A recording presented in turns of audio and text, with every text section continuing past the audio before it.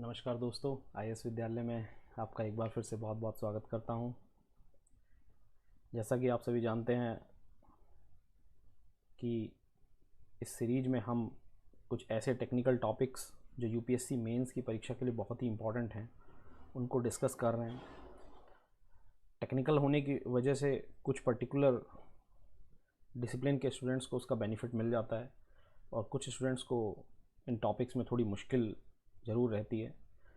तो उसी गैप को कम करने की कड़ी में हम लोग आपके सामने इन सेक्टर्स को बड़ी सरलता से रखेंगे, इन पर चर्चा करेंगे, इन पर क्या क्या डेवलपमेंट्स हो रहे हैं, क्या क्या चैलेंजेस हैं, इस तरह की चीज़ें हम लोग आपके साथ डिस्कस करेंगे। यूपीएससी के जो पूछे जाते हैं क्वेश्चन, जिस तरह से उसको माइंड में रखते हुए हम उसी तरह से डिस्कस करेंगे। तो जैसा कि आप सब जानते हैं कि इसी कड़ी में आज का जो हमारा टॉपिक है, हमने एक बहुत ही इम्पोर्टेंट टॉपिक को चुना है जो किसी भी कंट्री की ग्रोथ के लिए बहुत इम्पॉर्टेंट है। एनर्जी सेक्टर का ही एक पार्ट है petroleum refining industry. Petroleum refining industry आज देश की एनर्जी सिक्योरिटी को इंश्योर कर रही है, काफ़ी एडवांस स्टेज में है, देश के लिए एम्प्लॉयमेंट जनरेशन करती है, नए नए टेक्नोलॉजिकल डेवलपमेंट, इन्वेस्टमेंट अपॉर्चुनिटीज़ लेके आती है। और अगर ओवरऑल हम कहें तो देश की जो विकास की जो दर है उसमें इस इंडस्ट्री का बहुत बड़ा कंट्रीब्यूशन है। थोड़ा सा पीछे की तरफ जाएं तो जैसा कि आप जानते हैं कि आज़ादी से पहले कंट्रोल जो था ब्रिटिश गवर्नमेंट का था। तो सबसे पहला जो ऑयल डिस्कवरी होने के बाद आसाम डिगबोई में, अब ये था कि इस ऑयल को एक्सट्रैक्ट ऑयल है उसका डायरेक्ट यूज़ करना बहुत ज़्यादा मुश्किल था, तो उसको रिफ़ाइन कैसे किया जाए रिफ़ाइंड प्रोडक्ट्स में। तो उसके लिए डिगबोई में 1901 में एक रिफ़ाइनरी सेटअप की गई जो ओल्डेस्ट रिफ़ाइनरी है इंडिया की प्रोडक्ट्स के लिए। यहाँ से एक जर्नी स्टार्ट होती है रिफ़ाइनिंग सेक्टर की। तो आसाम उसका बर्थ प्लेस कह सकते हैं हम, नॉर्थ ईस्ट रीजन। आज भी वो रिफ़ाइनरी चल रही है। तो जैसा कि इस सेक्टर ने धीरे धीरे ग्रोथ की, लेकिन आज़ादी के कुछ साल बाद तक भी इस सेक्टर पर प्राइवेट कंपनी, जो बाहर की जो कंपनियां थी, उनका ही कंट्रोल था, गवर्नमेंट का कंट्रोल बहुत कम था। आज़ादी के बाद गवर्नमेंट ने इस सेक्टर को प्रायोरिटी पे लेते हुए, जैसा कि उस समय की गवर्नमेंट की प्रायोरिटी इंडस्ट्रियल डेवलपमेंट थी, तो उसके लिए इंडस्ट्रियल सेक्टर्स को गवर्नमेंट के कंट्रोल में लिया गया और जितनी भी इस तरह की ऑर्गेनाइजेशंस थी उनको गवर्नमेंट ने टेक ओवर कर लिया धीरे धीरे। और फिर कुछ ऑर्गेनाइजेशंस डेवलप की गई, जैसे कि Bharat petroleum corporation limited BPCL 1952, Indian oil, IOCL, HPCL Hindustan petroleum corporation limited. ये तीन मेजर इंडस्ट्री थी जो गवर्नमेंट ने टेक ओवर के बाद डेवलप की, जिन्होंने इस सेक्टर को धीरे धीरे आगे बढ़ाया। और आज ये सेक्टर बहुत ही एडवांस स्टेज में है, जिसमें प्राइवेट प्लेयर्स भी हैं जिनका मेजर स्टेक है, जैसे रिलायंस और एसआर ऑयल। एसआर ऑयल अभी नहीं है, रॉजनेफ्ट है, रशिया की एक कंपनी ने इसे टेक ओवर कर लिया था कुछ समय पहले। तो सब इन्हीं सब चीज़ों पर चर्चा करते हुए हम आगे बढ़ते हैं। तो सबसे पहले रिफाइनिंग सेक्टर की अगर हम बात करें तो जैसा हमने कहा कि एक महत्वपूर्ण इंपॉर्टेंट पार्ट कैसे है इंडियन इकोनॉमी का। सो इंडियन इकोनॉमी को एनर्जी सिक्योरिटी प्रोवाइड करता है, और एनर्जी सिक्योरिटी सिर्फ कई सेक्टर्स, जितने भी सेक्टर हैं एनर्जी सिक्योरिटी पर डिपेंडेंट हैं। जैसे आपका मैन्युफैक्चरिंग सेक्टर हो गया, जो डाउन स्ट्रीम में प्रोडक्ट्स बनते हैं उनको एनर्जी चाहिए। ट्रांसपोर्टेशन एक बहुत बड़ा है, लॉजिस्टिक जो बैकबोन होता है किसी भी इकोनॉमी का, सो वो सब रिफाइनरी सेक्टर के जो प्रोडक्ट्स हैं उन पर ही डिपेंडेंट है। फिर आपकी जो प्लास्टिक इंडस्ट्री है वो रिफाइनरी के जो प्रोडक्ट्स हैं उन पर ही, पेट्रोकेमिकल इंडस्ट्री पे ही डिपेंड है। तो इसीलिए ये सेक्टर बहुत ही की है इंडिया की ग्रोथ के लिए। तो अगर जैसा कि अब हम देखें, ये कोर सेक्टर्स जो हमारे 8 होते हैं, coal, crude oil, natural gas, refined products, refinery products जिसकी आज हम डिस्कशन कर रहे हैं, फर्टिलाइजर्स, स्टील, सीमेंट, इलेक्ट्रिसिटी। ये 8 जो हैं कोर सेक्टर्स हैं जिनको अलग अलग वेटेज जो उनके वॉल्यूम के हिसाब से उनको दिया जाता है।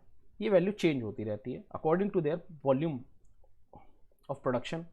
जो ऑफिस ऑफ इकोनॉमिक एडवाइज़र जो है, जो इनको रिलीज़ करते हैं डाटा को, ये इनपुट होता है इंडस्ट्रियल इंडेक्स के लिए। तो रिफाइनरी प्रोडक्ट्स का जैसा कि आप देख सकते हैं जो वेटेज है इसमें सबसे ज़्यादा है 28%। सो कभी कभी इस चीज़ को आप थोड़ा सा याद रखें, इन परसेंटेज को, प्रीलिम्स के लिए बहुत इंपॉर्टेंट होता है। मेंस में अगर आप कोट करेंगे वेटेज तो एक डेकोरेशन होगा आपके आंसर के लिए, लेकिन प्रीलिम्स के पॉइंट ऑफ व्यू से ये पूछे जा सकते हैं, कभी कभी डायरेक्ट भी पूछा जा सकता है कि इनमें से कौन से कोर सेक्टर्स हैं, कभी कभी परसेंटेज के बेसिस पे कि कौन से ज़्यादा वेटेज है। तो ये है, और इसे आप अपडेट करते रहें क्योंकि ये वैल्यूज़ चेंज होती रहती हैं। तो जो वैल्यूज़ नियर बाय हैं उनमें थोड़ा कन्फ्यूजन होने का चांस होता है, जैसे कोल और क्रूड ऑयल है। तो इसीलिए हमेशा अपडेट रहें। अच्छा टॉपिक है ये। कोर सेक्टर पे हम एक जब इंडस्ट्री सेक्टर्स कवर करेंगे फर्दर तो उस पर एक डिटेल में चर्चा करेंगे, कैसे इस इंडेक्स की कैलकुलेशन होती है, क्या इम्पैक्ट होता है, कैसे बास्केट होती है, उस पर हम डिटेल में चर्चा करेंगे। कैसे बास्केट डिसाइड करते हैं, कौन कौन से प्रोडक्ट उसमें रखे जाते हैं। मैन्युफैक्चरिंग सेक्टर है जिसका जो वेटेज है IIP में 77% है। माइनिंग सेक्टर है आपका, फिर इलेक्ट्रिसिटी है। तो उन तीनों को इसमें रखा गया, अलग अलग प्रोडक्ट्स लिए जाते हैं, उस पर अलग से एक चर्चा करेंगे। अभी हम फोकस करेंगे रिफाइनरी सेक्टर पे। सो पेट्रो रिफाइनिंग है क्या? जैसा कि आप सब जानते हैं, जो कच्चा तेल हमारा निकलता है, अब कच्चे तेल को डायरेक्ट यूज़ करना बहुत मुश्किल है क्योंकि उसमें बहुत सारी इम्प्योरिटीज़ होती हैं और उसकी ऐसी प्रॉपर्टीज़ नहीं होती जो हम डायरेक्टली उनको अपने ट्रांसपोर्टेशन में या कहीं यूज़ कर पाएँ। तो उन सब इम्प्योरिटीज़ को रिमूव करने के लिए और उससे यूज़फुल प्रोडक्ट्स अलग अलग फ्रैक्शन में निकालने का जो प्रोसेस है, जो इंडस्ट्री है, उसको पेट्रो रिफाइनिंग इंडस्ट्री कहते हैं। इसके लिए एक बहुत बड़ा सेटअप होता है। इसमें अलग अलग यूनिट्स होती हैं, प्राइमरी यूनिट्स होती हैं जो इनिशियली क्लीनिंग और उनके फ्रैक्शनेशन करती हैं। फिर उसके बाद इसमें कुछ इम्प्योरिटीज़ होती हैं जैसे सल्फ़र, उनकी प्रोसेसिंग के लिए कुछ यूनिट्स होती हैं। फिर हैवियर जो मॉलिक्यूल्स होते हैं उनको ब्रेक करके और वैल्यूएबल प्रोडक्ट्स बना के सेकेंडरी प्रोसेसिंग यूनिट्स होती हैं। तो आपको उतना डिटेल यूपीएससी में नहीं देना है, लेकिन आपको एक आइडिया होना चाहिए कि इसमें 3 सेक्शन होते हैं, प्राइमरी, सेकेंडरी और टर्सरी यूनिट्स। तो प्राइमरी में इनिशियल प्रोसेसिंग, सेकेंडरी में क्या होता है फर्दर प्रोसेस करके वैल्यू एडिशन, और फाइनल जो होता है टर्सरी, जो बॉटम प्रोडक्ट्स होता है उसमें भी फर्दर उसको वैल्यू एडिशन करते हैं, क्रैक करके उससे भी वैल्यूएबल प्रोडक्ट्स निकाल लेते हैं। अब कैसे करते कैसे हैं? तो जैसे ये एक प्राइमरी यूनिट का सेक्शन है जिसे CDU कहते हैं, क्रूड ऑयल डिस्टिलेशन यूनिट। तो डिस्टिलेशन एक थोड़ा टेक्निकल वर्ड है, तो आर्ट के स्टूडेंट्स के लिए थोड़ा सा हल्का सा चैलेंजिंग होगा, लेकिन जो टेक्निकल स्टूडेंट्स हैं उनके लिए थोड़ा इजी होगा। लेकिन मैं इसको आपको सरलता से समझाता हूँ। क्या होता है कि क्रूड ऑयल जो आता है उसमें डिफरेंट फ्रैक्शंस के मॉलिक्यूल्स होते हैं।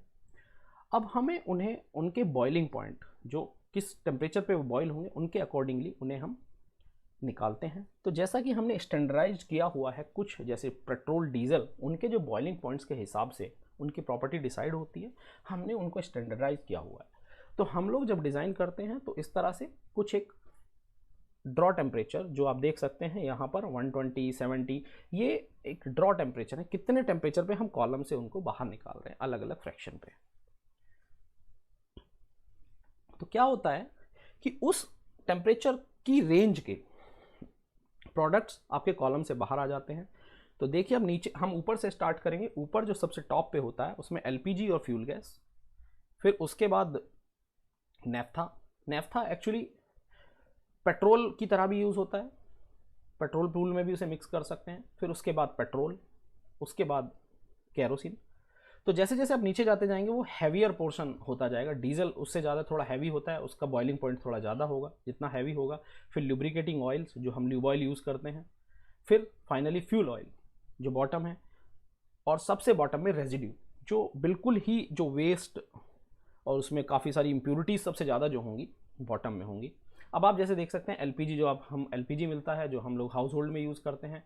नेफ्था जो है स्पेशली बहुत इंपॉर्टेंट है आज के टाइम में। नेफ्था, जिस पे मैं थोड़ी सी आगे और चर्चा करूँगा। नेफ्था आज रिफाइनिंग इंडस्ट्री के लिए एक तरह से पेट्रोकेमिकल इंडस्ट्रीज़ के साथ एक इंटीग्रेशन का एक सबसे बड़ा जरिया है, जिससे प्रॉफिट मार्जिन बढ़ाया जाता है। नेफ्था को पेट्रोकेमिकल इंडस्ट्रीज में भेज के प्लास्टिक और डिफरेंट टाइप के अदर प्रोडक्ट्स, पॉलीथिलीन, पीपी, ये सब प्रोड्यूस किए जाते हैं उनकी फर्दर क्रैकिंग करके। गैसोलीन जैसा पेट्रोल आप जानते हैं डायरेक्टली आप व्हीकल्स में यूज़ करते हैं काफ़ी। कैरोसिन जो है, कैरोसिन और एटीएफ जो हमारा एरोप्लेन्स में जो फ्यूल यूज़ होता है, कैरोसिन और वो सेम है, लेकिन फ़र्क सिर्फ इतना होता है कि उसकी फर्दर प्रोसेसिंग करके उसकी जो कुछ क्वालिटी हैं एयरक्राफ्ट के लिए यूज़ होने के लिए उनको एनहांस किया जाता है। जैसे वो फ्रीज ना हो जाए बहुत, क्योंकि ऊपर जाते हैं टेम्परेचर थोड़ा कम हो जाता है, तो फ्रीज ना हो जाए, तो उसका फ्रीजिंग पॉइंट बहुत इंपॉर्टेंट होता है जो -40 डिग्री तक होना चाहिए। तो ऐसी कुछ प्रॉपर्टीज़ के लिए उसको प्रोसेस करते हैं। मोटा मोटी समझिए कैरोसिन ही एक तरह से यूज़ होता है एटीएफ हमारे एरोप्लेन्स में, बट आफ्टर सम प्रोसेस, कुछ एक यूनिट्स के थ्रू पास होता है और प्रोसेस होने के बाद यूज़ होता है। डीजल ऑयल, जो हम डीजल जो मेनली हम जो ट्रांसपोर्टेशन में मैक्सिमम कंजप्शन डीजल का ही है और इसका प्रोडक्शन भी मैक्सिमम होता है। अगर आपका क्रूड आ रहा है 100 टन आ रहा है, तो अप्रॉक्स 45 से 50 टन आपको ऑलमोस्ट डीजल ही मिलेगा। ऐसा एक मोटा मोटी रहता है डीजल का प्रोडक्शन, पर डिपेंड करता है फिर प्रोसेस पर भी कि आप कैसे प्रोसेस करते हैं। तो डीजल कम भी कर सकते हैं और ज़्यादा भी कर सकते हैं अकॉर्डिंगली। फिर लुब्रिकेटिंग ऑयल्स हैं, जो आप अपनी गाड़ी में लुब्रिकेटिंग ऑयल यूज़ करते हैं, वो भी यहीं से आते हैं। फ्यूल ऑयल है, जो फ्यूल ऑयल जो डायरेक्ट जो शिप होते हैं, शिप में हीटिंग के लिए और शिप की मूवमेंट के लिए जो है ये फ्यूल ऑयल यूज़ होता है। और बॉटम जो रेजिड्यू है, बॉटम से जो हमारे लिए बिटुमिन्स आता है, जो रोड पे आपने देखा होगा तारकोल टाइप मटेरियल, वो बिटुमिन आपको यहीं से मिलता है। तो ऑलमोस्ट सारी जो रिक्वायरमेंट आपके आसपास हैं वो सब यहीं से फुलफिल हो जाती हैं। जैसा कि हमने डिस्कस किया, ज़्यादा डीप में नहीं जाएंगे हम। मेजर जो प्रोडक्ट्स हैं उनकी मैं आपको बता देता हूँ। एलपीजी, पेट्रोल, नेफ्था, कैरोसिन और ETF, diesel, video, vacuum, gas oil. Gas oil को फर्दर ब्रेक करके हम डीजल, पेट्रोल, एलपीजी ये सब बनाते हैं। और पेटकोक एक बॉटम का प्रोडक्ट है जो बहुत इंपॉर्टेंट है, जो बॉटम से बिल्कुल लास्ट वेस्ट मटेरियल बचता है, उसको वेस्ट ना करके हम उसको फायरिंग के लिए यूज़ करते हैं। आजकल एक नए प्रोजेक्ट्स आ रहे हैं कि गैसीफाई करके, क्योंकि ये काफ़ी ये एक इसलिए आपसे डिस्कस करूंगा पेटकोक में आपसे, क्योंकि पेटकोक का क्या है, अभी कुछ दिन पहले कि गवर्नमेंट ने इस पे बैन कर दिया था, कोर्ट ने बैन कर दिया था, पेटकोक का यूज़ नहीं होगा एनसीआर रीजन में। क्यों इतना हार्मफुल है? क्योंकि इसमें जो सल्फ़र का कंटेंट होता है और हाइड्रोकार्बन का जो कंटेंट होता है वो बहुत ज़्यादा होता है। तो ये बहुत चीप मटेरियल है, ये मुश्किल से आपको 4-5 रुपये किलो के रेट में भी इस तरह से मिल जाता है अगर मार्केट में प्राइजेज़ अगर ठीक हैं। तो अगर हम इसको, क्या होता था कि जो छोटी छोटी इंडस्ट्रीज़ हैं उन्होंने इसको एज ए फ्यूल यूज़ करना स्टार्ट कर दिया। अब इससे पोल्यूशन बहुत ज़्यादा हो रहा था, तो उस पोल्यूशन को अवॉइड करने के लिए तो गवर्नमेंट ने इस पर बैन कर दिया था। लेकिन बाद में अगर बैन कर देंगे तो रिफाइनरी इंडस्ट्रीज़, अगर पेटकोक का मूवमेंट नहीं होगा तो रिफाइनरी को अपना लोड कम करना पड़ेगा, इवन बंद करने की नौबत भी आ सकती है। तो पेटकोक का मूवमेंट तो होना ही है। फिर डिस्कशन हुआ कुछ नए टेक्नोलॉजीज़ आ रहे हैं, तो पेटकोक को गैसीफाई करेंगे डायरेक्ट और उसको हाइड्रोजन और सिनगैस जो होती है उसमें कन्वर्ट करके उससे फर्दर प्रोडक्ट्स अमोनिया और हाइड्रोजन का जो आजकल इकोनॉमी चल रही है, तो पेटकोक को एक थोड़ा अपना माइंड में रखें यूपीएससी के पॉइंट ऑफ व्यू से। सल्फ़र एक प्रोडक्ट निकलता है, इससे बाय प्रोडक्ट है सल्फ़र, जो फर्टिलाइज़र सेक्टर में मूव होता है काफ़ी ज़्यादा, क्योंकि क्रूड ऑयल में आपका अराउंड जो सल्फ़र के हिसाब से जो पॉइंट अराउंड 4% तक भी कभी कभी जो हाई सल्फ़र क्रूड्स होते हैं उनमें बहुत ज़्यादा सल्फ़र भी आ जाता है, तो ये सल्फ़र रिकवर हो जाता है। ल्यूब ऑयल बनता है, बिटुमिन जो मैंने बताया रोड और इस सब के लिए। और इंपॉर्टेंट, सबसे इंपॉर्टेंट जो एक और जो आपको याद रखने वाला है, पेट्रोकेमिकल्स जो बनते हैं। पेट्रोकेमिकल्स एक्चुअली जनरली जो आपके पॉलीमर्स होते हैं और फिर आपके रेयॉन्स और आपके जो आर्टिफिशियल जो सिंथेटिक फाइबर्स हैं और डिफरेंट टाइप के टेक्निकल टेक्सटाइल्स हैं, जो सिंथेटिक टेक्सटाइल्स हैं, ये सब इसी में आते हैं। फिर इसमें पेट्रोकेमिकल में सबसे इंपॉर्टेंट जो है पॉलीप्रोपिलीन है, पॉलीइथिलीन है, जो पॉलीइथिलीन आप यूज़ करते हैं, पॉलीप्रोपिलीन जो सारे आपके प्लास्टिक के हाउस होल्ड में यूज़ होते हैं, पीवीसी पाइप है, पीवीसी, तो ये सब पेट्रोकेमिकल के अंडर आते हैं। ये बहुत इंपॉर्टेंट है फर्दर इंडस्ट्रियल डेवलपमेंट के लिए। जो मेजर कंपनीज मैंने जैसे आपको बताया, हमारी total refining capacity around 250 million metric ton per annum है। हमारे पास ऑलमोस्ट 23 रिफाइनरीज हैं ऑल ओवर इंडिया में, अलग अलग लोकेशन, अलग अलग स्टेट्स में डिस्ट्रीब्यूटेड हैं। मेजर कंपनीज जो हैं, IOCL है जिसकी पास रिफाइनरीज, काफ़ी सारी रिफाइनरीज हैं और उसमें 70 MMTPA उनकी टोटल कंबाइंड कैपेसिटी है। रिलायंस की 2 ही रिफाइनरी हैं, लोकेशन एक ही है जामनगर में, काफ़ी बड़ा, जो वर्ल्ड का सबसे बड़ा पेट्रोलियम रिफाइनिंग कॉम्प्लेक्स है। तो वहाँ की जो कैपेसिटी है वो 68 है, दोनों रिफाइनरीज की मिला के, फ़ेज़ 1 और फ़ेज़ 2। नायरा एनर्जी जो अभी मैंने बताया था, जो रोजनेफ्ट ने इसको टेक ओवर किया था, एसआर की रिफाइनरी, ये भी जामनगर में है। HPCL की जो रिफाइनिंग कैपेसिटी है 15 MMTPA है। BPCL है, MRPL है, मैंगलोर रिफाइनरी पेट्रोकेमिकल लिमिटेड।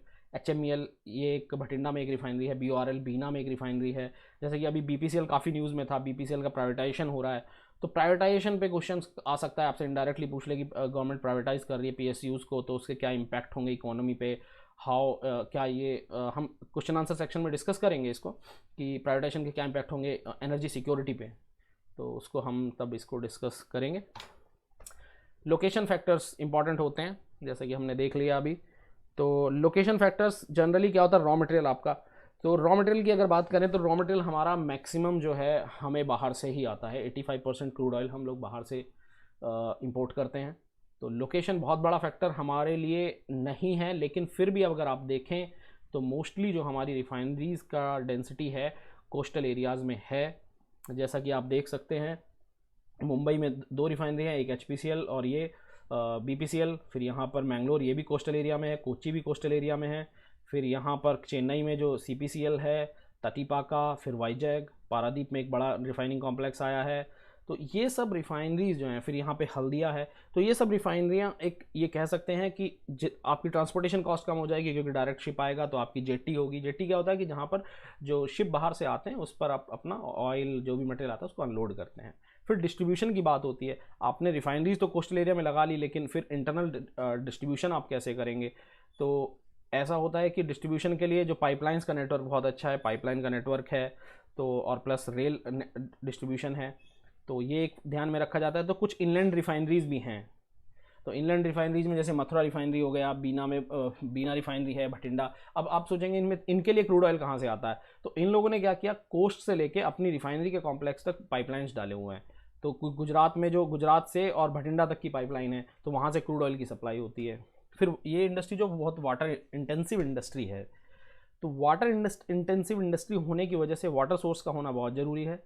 तो ये बहुत ध्यान में रखा जाता है कि आपके पास एक सफिशिएंट वाटर सोर्स हो नियर बाय।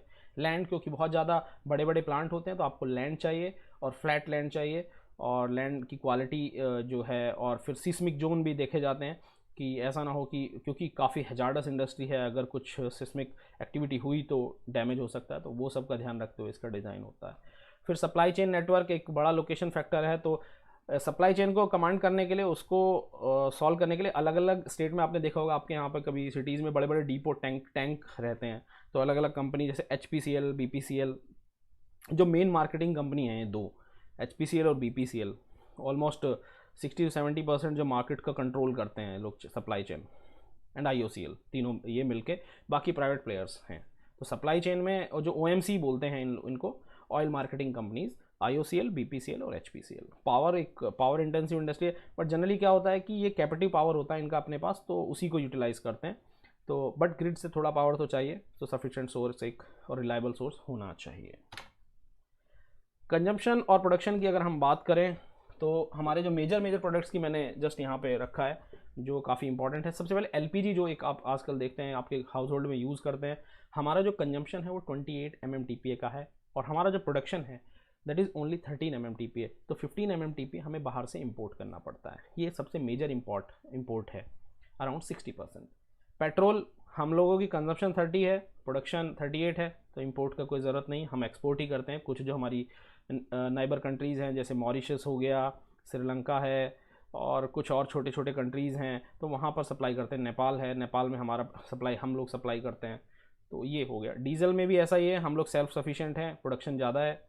पेटकोक में क्या है कि हमारा कंजप्शन ज़्यादा है, प्रोडक्शन कम है, तो उसको ओवरकम करने के लिए इसमें एक और भी है, इसमें क्वालिटी का बहुत इंपॉर्टेंट है। एक जो लो सल्फर और लो हाइड्रोकार्बन कंटेंट वाला पेटकोक है, जो डिफरेंट कार्बन के जो एनोड बनते हैं, उस वो ग्रेड, एनोड ग्रेड का जो पेटकोक है, वो हम बाहर से ही पूरा ऑलमोस्ट इंपोर्ट करते हैं।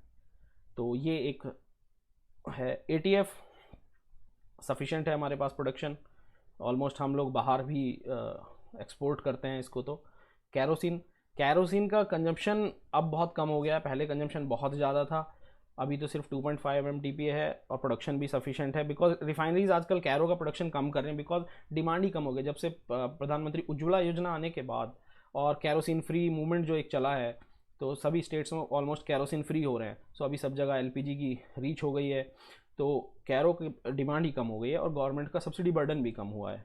तो ये देख सकते हैं आप कैरो का ये है। अब कैरो को क्या है, वो लोग हम जनरली क्या करते हैं, रिफाइनरीज डीजल पूल में और इस तरह से उसको एडजस्ट कर लेते हैं, can be mixed with diesel. तो मिक्सिंग जो होती है वो ऐसा नहीं है कि आप कहीं बाहर कर लें, क्योंकि अगर इन रिफाइनरी करेंगे तो वो लोग कंट्रोल्ड रेट में करते हैं और प्रॉपर्टीज़ को चेकिंग होती है। जो अगर बाहर कोई कर रहा है, जैसे अगर कोई पेट्रोल पंप पे कर रहा है, तो दैट इज़ कॉल्ड एडल्ट्रेशन, वो रॉन्ग है। लेकिन अगर रिफाइनरीज अपनी कंट्रोल्ड कंडीशंस में उसमें ड्रॉप कर रही है, तो वो सिर्फ उसमें क्या है कि आप मिक्स नहीं करते हैं, आप अपने टेम्परेचर्स जो होते हैं कॉलम्स के वो ऐसे एडजस्ट कर देते हैं अपने प्रोसेसिंग में कि वो कैरो डीजल के साथ मिक्स हो जाता है। तो एडल्ट्रेशन और टेक्निकल डेवलपमेंट में दोनों में डिफरेंस आप एक रखिए। अब बात करते हैं कैपेसिटी और कंजम्पशन की। हमारे जैसे मैंने बताया 250 million metric ton per annum जो हमारी कैपेसिटी है टोटल, हमारी कंजम्पशन 215 मिलियन मीट्रिक टन है। तो ये जो डिफरेंस है, बाकी जो है हम लोग पेट्रो प्रोडक्ट बना के, जैसे मैंने बताया पेट्रोल डीजल और ये सब बना के हम लोग एक्सपोर्ट कर देते हैं। अब अगर हम कैपेसिटी वाइज बात करें, जो प्री APM एरा था, मतलब एडमिनिस्ट्रेटिव प्राइस मैकेनिज्म टाइम पे, हमारा जो कैपेसिटी था 86 था MMTPA। एक नेक्स्ट डेकेड में बढ़ के वो 196 हो गया, अराउंड 110 का जो हमारा इसमें एडिशन हुआ। फर्दर जो है लास्ट 10 ईयर्स में अभी आप देखेंगे अराउंड 60 MMTPA के आसपास एडिशन हुआ है। तो ये एडिशन जैसे जैसे डिमांड का जो हम लोग फोरकास्टिंग करती हैं, कुछ एजेंसीज़ हैं जो फोरकास्टिंग करती हैं, डिपेंड्स ऑन पॉपुलेशन, जैसे जैसे बढ़ रहा है तो उसके हिसाब से अभी हमारा जो फोरकास्ट है कि 2023 तक 2030 तक हमें अराउंड 400 MMTPA की रिक्वायरमेंट होगी। तो उसके लिए ही हम कुछ नए रिफाइनरी प्रोजेक्ट लेके आ रहे हैं। जैसे एक राजस्थान में एक नई रिफाइनरी का प्रोजेक्ट आ रहा है, एग्जिस्टिंग रिफाइनरीज की जो कैपेसिटी एनहांसमेंट हो रहा है। रत्नागिरी में एक बहुत बड़ी रिफाइनरी का प्रपोज्ड है 60 MMTPA की सिंगल ट्रेन, वो लार्जेस्ट होगी इंडिया की। तो ये सब अभी डेवलपमेंट हम आगे बात करेंगे। अब बात करते हैं रिफाइंड प्रोडक्ट की प्राइसिंग की, ये बहुत इंपॉर्टेंट है। प्राइसिंग जैसा कि आप जानते हैं हमेशा न्यूज़ में रहता है कि पेट्रोल के प्राइस बढ़ गए हैं, डीजल के प्राइस बढ़ गए हैं, LPG के प्राइस बढ़ गए हैं। तो प्राइसिंग का एक्चुअली होता क्या है, थोड़ा सा आपको बेसिक बताऊंगा, क्योंकि UPSC के पॉइंट ऑफ व्यू से काफ़ी इंपॉर्टेंट है। तो कैरो एंड LPG का क्या होता है, ये APM के अंडर में आते हैं। APM क्या होता है, एडमिनिस्ट्रेटिव प्राइस मैकेनिज्म, जो गवर्नमेंट कंट्रोल करती है, गवर्नमेंट इनके प्राइस कंट्रोल करती है। बिकॉज कैरो का पहले क्या था कि कैरो पहले हाउस होल्ड्स में काफ़ी यूज़ होता था, जो हम PDS डिस्ट्रीब्यूशन में, पब्लिक डिस्ट्रीब्यूशन सिस्टम्स के थ्रू जो हम हाउस होल्ड्स को पहुंचाते थे, तो कुकिंग के लिए काफ़ी यूज़ होता था। LPG जैसे है वो भी कुकिंग के लिए यूज़ होता है। तो इनके प्राइस जो है गवर्नमेंट कंट्रोल करती है। उस पर कंट्रोल कैसे करती है कि उस पर गवर्नमेंट सब्सिडी प्रोवाइड कराती है। तो सब्सिडी का जो सबसे का एक बड़ा बर्डन इनके थ्रू गवर्नमेंट पर आता है। पेट्रोल और डीजल भी पहले एडमिनिस्ट्रेटिव प्राइस मैकेनिज्म में थे, लेकिन उन पर उतनी सब्सिडी नहीं थी, लेकिन प्राइस जो थे गवर्नमेंट कंट्रोल करती थी। लेकिन प्राइवेट प्लेयर्स और फॉरेन इन्वेस्टमेंट को अट्रैक्ट करने के लिए धीरे धीरे पेट्रोल और डीजल को मार्केट प्राइसिंग पे लेके आया गया। सबसे पहले जो है पेट्रोल, फिर लास्ट में ये डीजल को भी फ्री कर दिया। तो इस तरह से फ्री टू द मार्केट, कि जैसे जैसे मार्केट में जो प्राइस है, इंटरनेशनल मार्केट के प्राइस जो होंगे उसके हिसाब से, तो उसमें क्या होता है कि इंपोर्ट पेरिटी प्राइस IPP और एक्सपोर्ट पेरिटी प्राइस का जो कॉम्बिनेशन, इंपोर्ट पेरिटी प्राइस का 80% और एक्सपोर्ट पेरिटी प्राइस जो होता है कि आप अगर सेम प्रोडक्ट आप इंपोर्ट करेंगे, IPP का एक मोटा मोटी समझे, एक बेसिक सी बात समझे, टेक्निकल में नहीं जाएंगे ज़्यादा, कि जितना आपको इंपोर्ट का कॉस्ट लगेगा उसका 80%, और जितना आप एक्सपोर्ट करते हैं वो कितना कॉस्ट होता है आपको, जो आपको पड़ेगा, तो उनका एवरेज जो होगा उस 80% और इस 20% का जो एवरेज होगा वो प्राइस डिसाइड होगा। एक तरह से ये प्राइसिंग इस तरह से होती है इंटरनेशनल मार्केट के हिसाब से। Tax are major component. सबसे इंपॉर्टेंट क्या होता है, ऑलमोस्ट आप 60% के आसपास टैक्स दे देते हैं, including dealer margin. Transportation cost एक बड़ा फैक्टर है, क्योंकि एक प्लेस से दूसरे प्लेस पे लेके जाना और फिर वहाँ पर ट्रांसपोर्टेशन लॉसेस भी होते हैं, तो वो सब है। प्रोसेसिंग कॉस्ट, जो रिफाइनरीज प्रोसेस कर रही हैं, अब अगर वो प्रोसेस करें तो उनको भी थोड़ा मार्जिन चाहिए। तो ये एक है। पहले क्या होता था, 15 डेज़ में, 1 मंथ में, अकॉर्डिंग टू गवर्नमेंट मैंडेट वो चेंज होते थे प्राइस पहले, फिर उसके बाद 15 डेज़ में चेंज होते थे। अब क्या है, गवर्नमेंट ने मैंडेट क्या किया कि डेली प्राइस चेंज होते हैं, डेली प्राइस अपडेट होते हैं। पहले फोर्टनाइटली होते थे, अब डेली होते हैं। क्रूड ऑयल प्राइस की वॉलेटिलिटी रहती है बहुत ज़्यादा, कभी क्रूड ऑयल के प्राइस बहुत ज़्यादा कम हो जाते हैं सडनली, जैसे अब कोविड पैंडमिक आया तो क्रूड ऑयल के प्राइस बहुत डाउन हो गए थे। कभी एक टाइम ऐसा भी था जब 2009 में यूपीए गवर्नमेंट के टाइम पे क्रूड ऑयल के प्राइस 140 पर डॉलर थे, और क्रूड ऑयल के प्रोडक्ट जो हमारे प्रोडक्ट्स थे उनके प्राइस उतने नहीं थे आज के कंपैरिजन में। तो कभी कभी एक ये कंपैरिजन आता है कि उस टाइम पे $140 पर बैरल के लिए के बाद भी हमारा जो पेट्रोल और डीजल के प्राइस बहुत कम थे, अराउंड 50-60 की रेंज में थे। लेकिन आज क्रूड ऑयल का प्राइस 40 तक भी चला गया, फिर भी प्राइस जो है बढ़ते जा रहे हैं। तो उस पर थोड़ी सी चर्चा में हम लोग आगे करेंगे, ऐसा क्यों होता है। क्योंकि देखिए इन्फ्लेशन भी एडजस्ट करना पड़ता है। उस टाइम पे इन्फ्लेशन रेट कम था, आप धीरे धीरे जैसे ही नंबर ऑफ़ ईयर्स बढ़ते हैं तो आपकी इन्फ्लेशन, गवर्नमेंट के जो पहले प्रोजेक्ट्स पे खर्चे कम थे, जो उस टाइम के प्राइजेस के हिसाब से आज के प्राइजेस के हिसाब से गवर्नमेंट का जो इन्वेस्टमेंट है, डेवलपमेंट प्रोजेक्ट्स हैं, वो भी बढ़ रहे हैं। तो इसलिए गवर्नमेंट को भी अपनी इनकम धीरे धीरे बढ़ानी होती है, तो उसके अकॉर्डिंगली प्राइस भी बढ़ते ही हैं। It's inflation effect. तो कंपैरिजन उतना करना कि 140 पे हमें उतना मिल रहा था, आज 40 पे हमें नहीं मिल रहा, डेफिनेटली कुछ रिलैक्सेशन जो हो सकता है, जो इंपॉर्टेंट मेजर कंपोनेंट है टैक्स में गवर्नमेंट्स कर सकती हैं, तो वो एक है। तो उस टैक्सेस को रेशनलाइजेशन जरूर करना चाहिए, जिससे पब्लिक पर एक बर्डन कम हो सकता है। तो ये एक आप रख सकते हैं, जब आप यूपीएससी में अगर पॉइंट ऑफ व्यू में आता है तो एक पॉजिटिव अप्रोच में रख सकते हैं। No political view on this, only आप पॉजिटिव वे में रखिए कि tax can be rationalised, transportation cost can be optimised, और dealer margin can be further reviewed, that also can be rationalised. तो इस तरह से आप पॉजिटिव नोट में रख सकते हैं। सब्सिडी एक इम्पॉर्टेंट, जो कैरो और एलपीजी पे सब्सिडी मिलती है। सब्सिडी का अगर एक मोटा मोटा एक थोड़ा डाटा देखें, पेट्रोल 2012 के आसपास ही पेट्रोल पे सब्सिडी, फ्री मार्केट, कोई सब्सिडी कुछ नहीं था।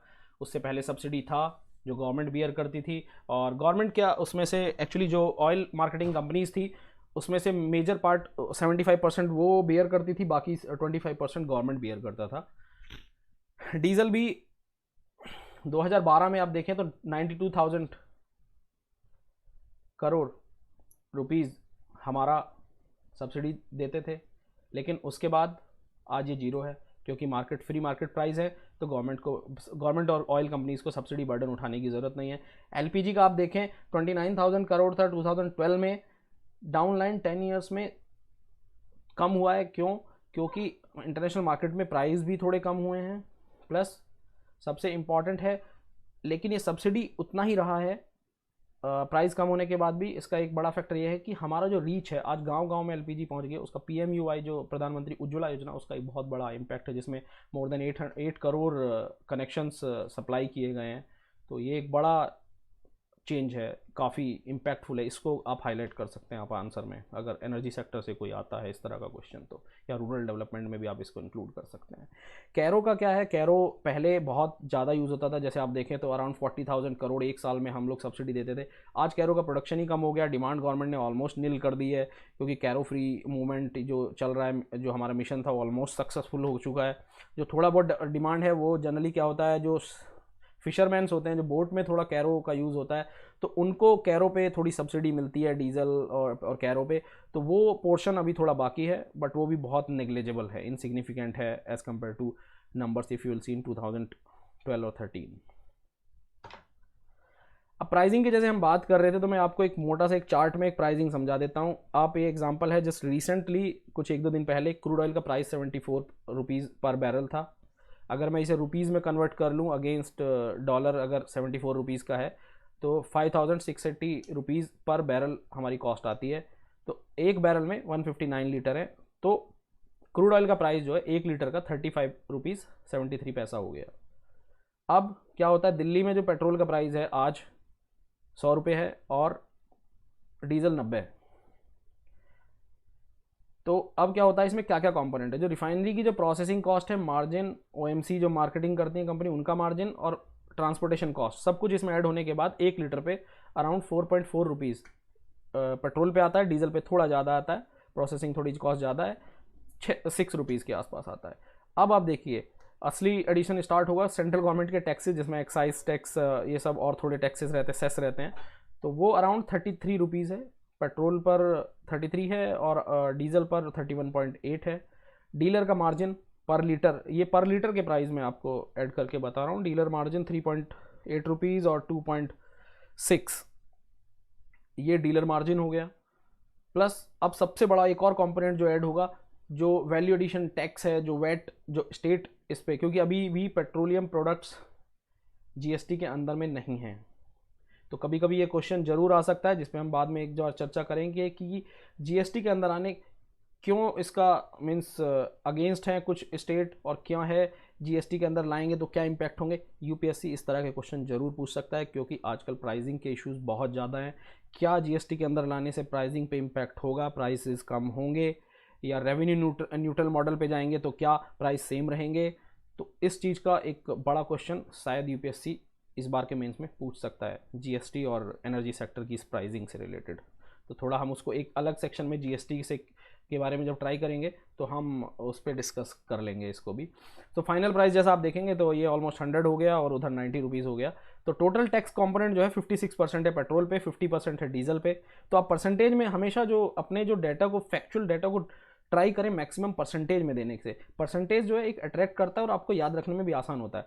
अगर आपसे कोई बोले कि वैल्यूज़ याद रखना मुश्किल होता है, एक नंबर इतने लाख टन या कुछ भी एक जो भी यूनिट हो, लेकिन परसेंटेज में याद रखना और अट्रैक्शन बहुत अच्छा होता है कि आप परसेंटेज में बात कर रहे हैं, तो हमेशा इस तरह से करें। तो टैक्स कंपोनेंट की जैसे बात की, और इस टैक्स कंपोनेंट में डीलर का मार्जिन इंक्लूड नहीं है, वो अलग है। तो इस सेक्टर के मेजर चैलेंजेस क्या हैं? सबसे पहले जैसा बताया, इंपोर्ट डिपेंडेंसी, ऑलमोस्ट 85% हम लोग इंपोर्ट करते हैं क्रूड ऑयल, जो इसका रॉ मटेरियल है। तो इसके लिए हम लोग क्या कर रहे हैं, सोल्यूशन जो मेजर क्या है, पॉलिसी, बहुत इंपॉर्टेंट पॉलिसीज़ लेके आ रहे हैं हम लोग इंपोर्ट डिपेंडेंसी कम करने के लिए। जैसे कि हम लोग अपने बायो इथेनॉल और बायोडीज़ल, बायोफ्यूल पॉलिसी आई थी, बायोफ्यूल पॉलिसी एक अलग टॉपिक है, हम डिस्कस करेंगे। तो बायोफ्यूल पॉलिसी का मेन यही है कि वो उसका पार्ट है कि हमें अपना 10% इंपोर्ट डिपेंडेंसी कम करनी है। तो एक और बड़ा चैलेंज है जो हमारा इसमें है, इंपोर्ट ऑफ टेक्नोलॉजी। जितने भी ये प्लांट लगते हैं इसमें जो टेक्नोलॉजी जो मोस्टली फॉरेन कंपनी सप्लाई करती हैं, क्योंकि काफ़ी सोफिस्टिकेटेड इक्विपमेंट्स और टेक्नोलॉजी होती हैं, तो वो उनके लाइसेंसर होते हैं, सोल प्रोप्राइटरी उन्हीं की होती है मोस्टली टेक्नोलॉजीज़ की। तो वो एक बहुत बड़ा चैलेंज है इंडस्ट्री के सामने। उसके लिए आपको बहुत बड़ा पार्ट जो फॉरेन एक्सचेंज में उनको मनी देनी पड़ती है। तो उसके टेक्नोलॉजी के लिए अभी इंडिया में बहुत काम चल रहा है। इंडियन ऑयल और बीपीसीएल और एचपीसीएल के आर&डी सेंटर्स बहुत अच्छा काम कर रहे हैं, स्पेशली इंडियन ऑयल क्या है, नई नई टेक्नोलॉजी डेवलप कर रहा है और इवन अपने कैटलिस्ट भी डेवलप कर रहा है जो इंडिजीनियस, तो आत्मनिर्भर से रिलेटेड अगर कुछ आता है तो आप इस सेक्टर को जरूर हाईलाइट करें कि एनर्जी सेक्टर की जो कंपनीज हैं वो आर&डी सेक्टर में बहुत अच्छा काम कर रही हैं और ये बहुत बड़ी अमाउंट जो फॉरेन एक्सचेंज के लिए हम पे करते हैं वो सेव कर रही हैं। तो इसको हाईलाइट कर सकते हैं कहीं पे भी आप इसको देखिए। इंपॉर्टेंट यही है यूपीएससी में कि आपका जो आंसर मल्टी डायमेंशनल कैसे बना सकते हैं। आप इसी तरह से बना सकते हैं मल्टी डायमेंशनल कि आपको वहाँ पर क्लिक हो जाए कि आप एनर्जी सेक्टर को भी कोई और क्वेश्चन आए तो वहाँ पर दिखा सकें कि हाँ हम कैसे, जैसे आत्मनिर्भर भारत से क्वेश्चन आता है तो उसमें ये दिखा सकते हैं। तो आपको उस तरह से किसी भी सेक्टर को अटैच करना है। वाटर क्राइसिस है, देखिए बहुत जगह ऐसा होता है, वाटर क्राइसिस आजकल बहुत बड़ा इशू है। तो कभी कभी रिफाइनरी शट करनी पड़ जाती हैं और प्रोडक्शन बंद हो जाता है बिकॉज ऑफ वाटर क्राइसिस। अगर प्रॉपर रेन नहीं हुई तो फिर बहुत मुश्किल होता है। ट्रांसपोर्टेशन इंफ्रास्ट्रक्चर बहुत बड़ा इशू था, लेकिन धीरे धीरे रिफाइनिंग इंडस्ट्री की जो कंपनी, एनर्जी सेक्टर की जो कंपनियां हैं, उन्होंने बड़ा पाइपिंग नेटवर्क डाल दिया है। आजकल काफ़ी हद तक इंफ्रास्ट्रक्चर के इशू है, लेकिन ऑप्टिमाइज नहीं है क्योंकि काफ़ी अभी कुछ लाइन ऐसी हैं जिनकी कैपेसिटी का यूटिलाइजेशन उतना ज़्यादा नहीं है। प्लस जो ट्रांसपोर्टेशन जो हमारा रेल से होता है वो भी अभी उतना ऑप्टिमाइज नहीं है। ट्रक से जो होता है, ट्रक जो लॉसेज है बहुत ज़्यादा हो जाते हैं और टाइम भी लगता है। तो पाइपिंग नेटवर्क और ज़्यादा चाहिए अभी हमें, प्लस डिपोज और ज़्यादा चाहिए। प्राइसिंग मैकेनिज्म जैसे मैंने बताया, टैक्सेशन बहुत ज़्यादा है तो उसको रैशनलाइज करना, वो स्टेट गवर्नमेंट्स को एक कॉमन उस पर लेके आना। प्राइसिंग मैकेनिज्म पे आप जीएसटी पे कमेंट कर सकते हैं, जीएसटी के अंडर लेके आ सकते हैं और एक स्टेट वाइज जैसे क्या अभी क्या अलग अलग वेट होता है, स्टेट वाइज कहीं पे प्राइस कम है ज़्यादा है तो स्टेट के जो वेट पे डिपेंड करता है, तो वो एक कॉमन हो जाएगा, तो वो एक इम्पॉर्टेंट है।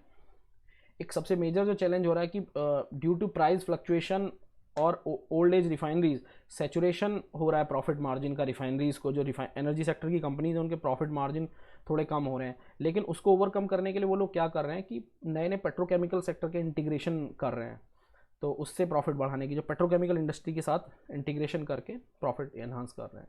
क्रूड प्राइस की वॉलेटिलिटी जैसे हम बता चुके हैं कि प्राइस ऊपर नीचे होते हैं बहुत ज़्यादा, तो सपोज कीजिए आपने हाई प्राइस पे क्रूड ऑयल खरीद लिया, आपने रख लिया, सडनली मार्केट में प्राइस ड्रॉप हो गए प्रोडक्ट्स के, तो आपका इन्वेंट्री लॉस हो गया, आपने खरीदा बहुत हाई प्राइस पे और बेचना पड़ रहा है आपको लो प्राइस पे, तो वो एक लॉस हो जाता है। तो इस तरह से कभी कभी रिवर्स भी होता है, आपने लो प्राइस पे खरीदा, प्राइस हाइक हो गए, तो वो बहुत रेयर इंस्टेंस होती है, जनरली लॉस में काफ़ी लॉस हो जाते हैं प्राइस वॉलेटिलिटी के कारण। स्टोरेज इंफ्रास्ट्रक्चर, जैसे कि आप बता रहे हैं स्टोरेज इंफ्रास्ट्रक्चर हमने ISPRL की प्रेजेंटेशन में कवर किया था कि और थोड़ा इंप्रूव करने की ज़रूरत है। धीरे धीरे हम ISPRL और ओवरग्राउंड टैंक्स बना रहे हैं और डिपोज बना रहे हैं जगह जगह फॉर रीजनल डिस्ट्रीब्यूशन के लिए, तो इस तरह से आप बता सकते हैं रीजनल डिस्ट्रीब्यूशन के लिए। ओल्ड प्लांट्स एजिड हो रहे हैं, तो जो अभी जो नए प्लांट्स भी आ रहे हैं, जैसे पारादीप में एक नई रिफाइनरी लगी है और बाड़मेर में एक रिफाइनरी राजस्थान में आ रही है, तो नए प्लांट्स भी आ रहे हैं, तो धीरे धीरे उस चैलेंज को भी ओवरकम कर सकते हैं। रिन्यूएबल टेक्नोलॉजीज से एक बहुत बड़ा कंपटीशन है, जैसे जैसे आप देख रहे हैं कि रिन्यूएबल टेक्नोलॉजीज अपनी इनिशियली जो ग्रोथ स्टेज की फर्स्ट स्टेज को क्रॉस कर चुकी हैं, वो और काफ़ी अफोर्डेबल होती जा रही हैं। विंड एनर्जी और सोलर एनर्जी के जो पावर के प्राइसेस हैं बहुत कम हो रहे हैं, और सोलर एनर्जी बेस्ड और क्या बोलते हैं हाइड्रोजन बेस्ड जो व्हीकल्स हैं उनका काफ़ी ज़्यादा डेवलपमेंट हो रहा है। बैटरी की जो लाइफ है उस पर भी काफ़ी डेवलपमेंट होता है, ई व्हीकल्स आ रहे हैं, कार्स आ रही हैं, तो ये एक बहुत बड़ा चैलेंज होगा फिर आपको पेट्रोल, स्पेशली पेट्रोल को सेल करने के लिए। और ऐसा होता है रिफाइनरी में कि ऐसा नहीं है कि आप सिर्फ डीजल बना सकते हैं, पेट्रोल बनेगा ही बनेगा। सो फिर उस पेट्रोल का आप क्या करेंगे, सो उस पेट्रोल को डाउन स्ट्रीम में कैसे आप एकोमोडेट करेंगे, उसके लिए रिफाइनरीज भी उस चैलेंज को तैयार हैं, उसको पेट्रोकेमिकल सेक्टर में डाइवर्ट करने के लिए तैयार हैं, टेक्नोलॉजीज डेवलप हो रही हैं, तो ये एक है। Less attraction of FDI, foreign investors बहुत कम आ रहे हैं, मेनली रिफाइनिंग सेक्टर में कम आ रहे हैं, लेकिन मार्केटिंग में काफ़ी आ रहे हैं, जैसे शेल नया है, ब्रिटिश पेट्रोलियम है, तो ये सब मार्केटिंग तो करना चाहते हैं इंडिया में, लेकिन रिफाइनिंग में इन्वेस्टमेंट नहीं करना चाहते। हाँ, मिडिल ईस्ट की कुछ कंपनियां इंटरेस्टेड हैं, जैसे एडनॉक है, और सऊदी अरेमको के साथ जो रत्नागिरी रिफाइनरी में हमारा एक स्टैक का बात चल रहा था, तो मिडिल ईस्ट की कुछ कंट्रीज़ हमारे साथ आ रहे हैं। Land dispute for new project, तो लैंड डिस्प्यूट है, जो नए प्रोजेक्ट्स आते हैं, जैसे रत्नागिरी रिफाइनरी का मैंने बताया आपको सबसे बड़ा रिफाइनरी होगा इंडिया का अगर वो आता है सिंगल ट्रेन जो मैं बोलूँ, तो उसमें क्या होगा कि लैंड का डिस्प्यूट हो गया, वहाँ पे फार्मर्स ने प्रोटेस्ट कर दिया हम लैंड नहीं देंगे, या फिर प्राइसिंग को लेके इशू हो जाते हैं, फिर या जो रिहेबिलिटेशन पैकेज होता है वो प्रॉपरली निगोशिएट नहीं हो पाता, तो वो एक इशू है, तो इसलिए वो होल्ड पर है वो प्रोजेक्ट अभी। और कोविड की वजह से और ज़्यादा, तो कोविड जैसी पेंडेमिक आ जाती है तो वो इस तरह के प्रोजेक्ट होल्ड हो जाते हैं। डिमांड बहुत स्लगिश है, कभी कभी अब जैसे डिमांड स्लगिश हो जाती है, अब जैसे क्या हुआ कोविड की वजह से डिमांड एकदम से स्लैश हो गई, तो रिफाइनरीज को अपने मार्जिन से एडजस्ट करने पड़े प्लांट्स, तो ये एक इम्पॉर्टेंट है। पॉलिसी रिफॉर्म और डेवलपमेंट क्या क्या कर रहे हैं एक्चुअली, तो ये एक देखना बहुत इंपॉर्टेंट है। जैसे मैंने आपको पहले डिस्कस किया, रिफाइनरी का मॉडर्नाइजेशन चल रहा है, कैपेसिटी एनहांसमेंट, जो सेकेंडरी प्रोसेसिंग यूनिट्स लगाई जा रही हैं, जो बॉटम ऑफ बैरल है, मतलब बॉटम ऑफ बैरल क्या, जो बॉटम में जो वेस्ट से वेस्ट प्रोडक्ट है उसको भी वैल्यू एडिशन करके उससे प्रोडक्ट्स बनाए जा रहे हैं, जैसे कि आपका डीजल, पेट्रोल और पेट्रोकेमिकल ग्रेड नैफ्था, ये सब डेवलप किए जा रहे हैं। कैपेसिटी एनहांसमेंट, जैसे मैंने बताया सभी रिफाइनरीज अपनी कैपेसिटी एनहांस कर रही हैं अकॉर्डिंग टू डिमांड, क्योंकि जैसा डाउन स्ट्रीम में मैं बताया 2030 तक हमें अराउंड 400 MMTPA का कैपेसिटी चाहिए, क्योंकि पॉपुलेशन का भी प्रेशर रहेगा, प्लस इंडस्ट्रियल सेक्टर का डेवलपमेंट, उसी पेस से आपको सेक्टर्स को भी डेवलप करना है। फिर इसमें FDI का काफ़ी इन्वेस्टमेंट, जैसे मैंने बताया सऊदी अरेमको और एडनॉक जो बाहर की कंपनियां हैं ये आके इन्वेस्ट कर रही हैं।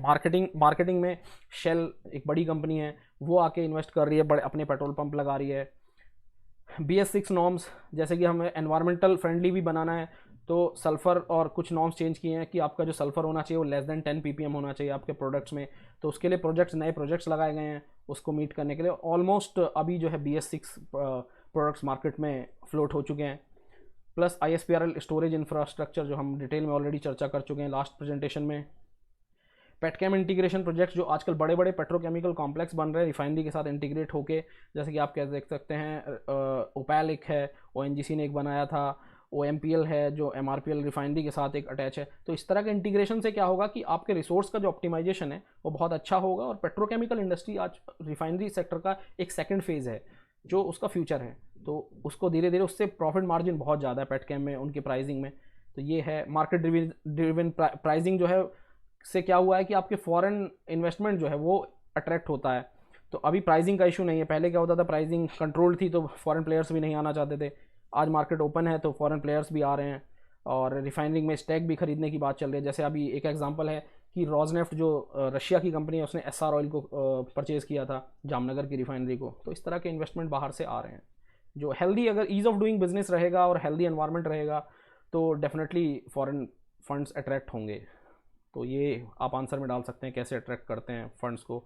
पाइपलाइन नेटवर्क है, पाइपलाइन नेटवर्क डेवलप हो रहा है, और जो पाइपलाइन के ग्रिड्स डाले जा रहे हैं, गैस ग्रिड, गैस क्या है, एक अच्छा फ्यूल है, क्योंकि अराउंड 10% जो प्रोसेस करते हैं उसका 10% फ्यूल की तरह यूज़ करते हैं रिफाइनरीज। तो उसको अवॉइड करने के लिए हम लोग गैस ग्रिड डाल रहे हैं। बड़े बड़े गैस ग्रिड से क्या होगा कि गैस सप्लाई हुई, नेचुरल गैस, तो नेचुरल गैस बहुत ही ज़्यादा एफिशिएंट फ्यूल है और पोल्यूशन भी कम करता है।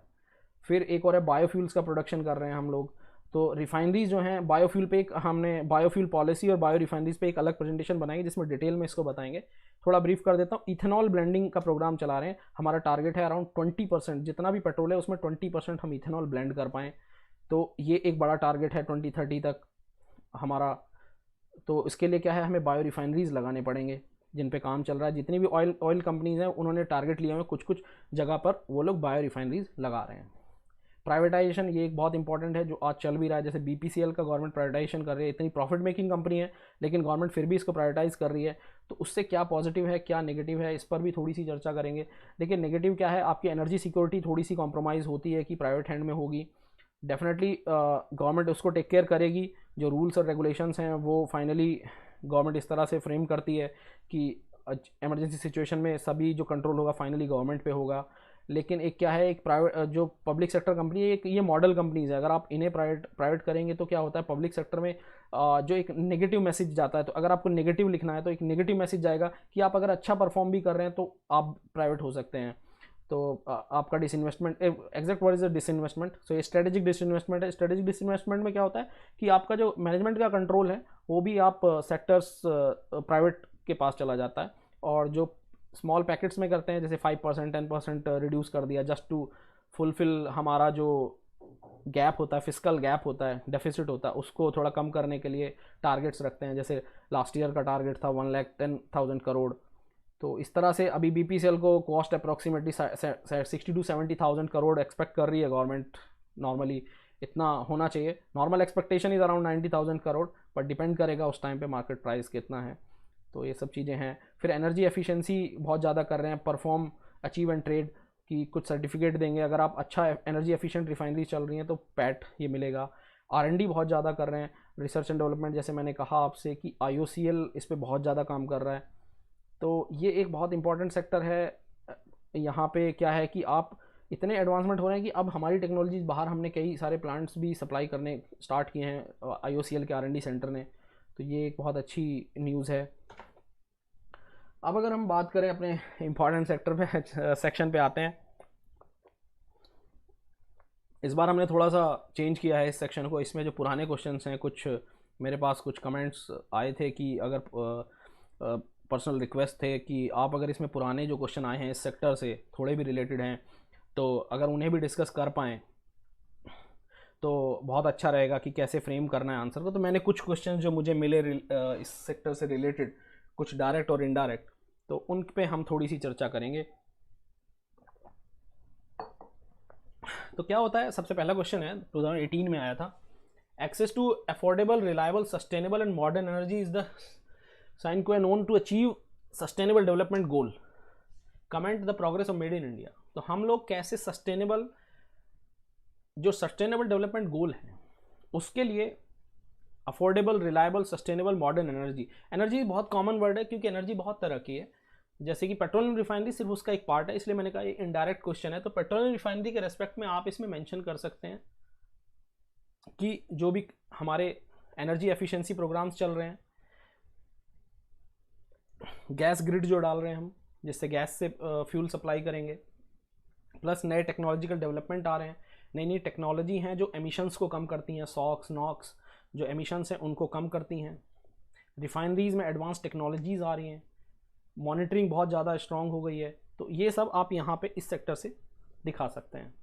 तो अफोर्डेबल, रिलायबल और सस्टेनेबल, तो अब हमारे पास अफोर्डेबल भी है, आपको प्राइसिंग अफोर्डेबल कैसे कर सकते हैं, आपकी एफिशिएंसी ज़्यादा होगी तो अफोर्डेबल बना सकते हैं। रिलायबल कैसे, कंटिन्यूस सप्लाई, तो आपके जो ऑपरेशन है वो बहुत रिलायबल होना चाहिए, कंटिन्यूस सप्लाई और सप्लाई चेन मैनेजमेंट।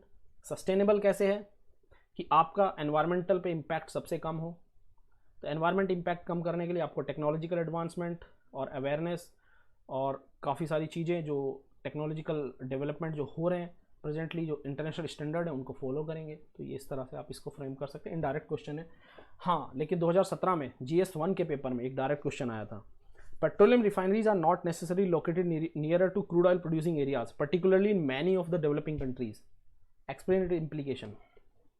अब देखिए जनरली हमारे पास जो ऑयल के फील्ड हैं, हमारे पास मेनली कुछ गिने चुने फील्ड हैं, आसाम में नॉर्थ ईस्ट है, हमारे पास वहाँ पे रिफाइनरीज हैं, लेकिन कैपेसिटी उतनी ज़्यादा नहीं है। जो बड़े प्लांट हैं, बड़े प्लांट हमेशा क्रूड ऑयल की जो डिस्टेंस है उससे दूर है, क्योंकि जो मेजर फैक्टर्स होते हैं, मेजर फैक्टर आपका जो प्रोडक्ट है उनके डिस्ट्रीब्यूशन से है, डिमांड कहाँ है उनके डिस्ट्रीब्यूशन से, उनके नेटवर्क से है, फिर टेरेन, फिर वाटर की अवेलेबिलिटी, पावर, ये जो फैक्टर हैं ये बहुत इंपॉर्टेंट है।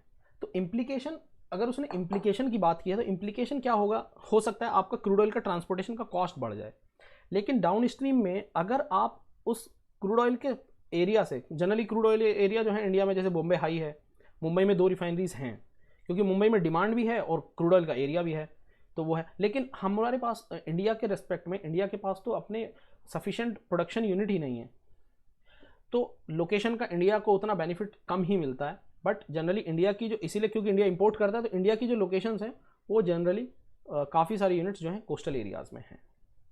फिर इनलैंड रिफाइनरीज भी हैं। तो इम्प्लीकेशंस में अगर हम बात करेंगे तो क्रूड ऑयल से दूर होने के इम्प्लीकेशंस क्या होते हैं, एक तो आपकी प्रोसेसिंग जो ट्रांसपोर्टेशन कॉस्ट थोड़ा बढ़ जाती है, वही एक मेजर इम्प्लीकेशन है।